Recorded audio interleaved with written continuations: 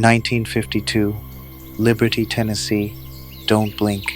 It started with a funeral, but the dead didn't stay buried.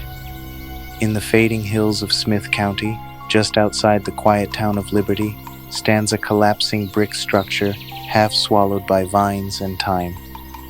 Most who pass it now don't know its name. Fewer know what's buried beneath it. But back then, it was called the Smith County Poorhouse. Built in the late 1800s, it housed the sick, the elderly, the forgotten, people with nowhere else to go.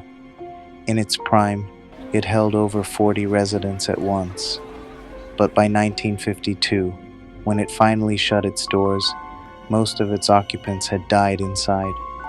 What really happened to them, no one ever asked. For decades, the building rotted in silence, until local teens broke in during the summer of 2006. They claimed they heard crying from the second floor. One said he saw a man in a brown suit watching them from the hallway, his face sunken, his eyes missing, just dark hollows. They ran, but the story spread. That's when the paranormal investigators came.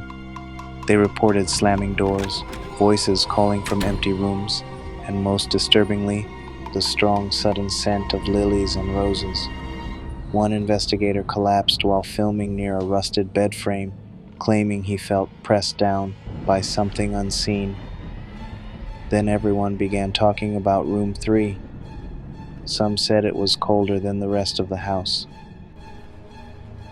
Others said a woman appeared there, dressed in black, sitting at the edge of the bed, whispering what sounded like prayers. Locals began calling her the Mourner, but no record showed anyone by that name. Then, in 2012, a retired historian researching county death records made a shocking discovery.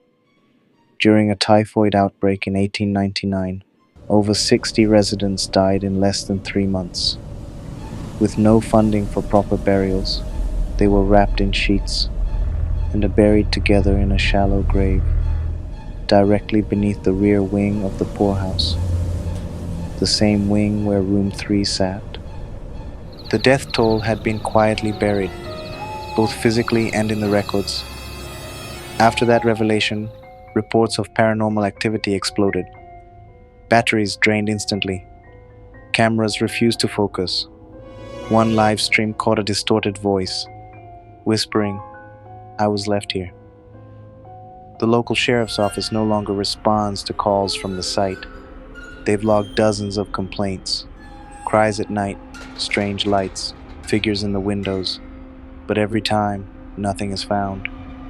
Today the poorhouse still stands, crumbling, forgotten, but never quiet. Locals avoid it after sundown, and those who enter, they all say the same thing when they come back out.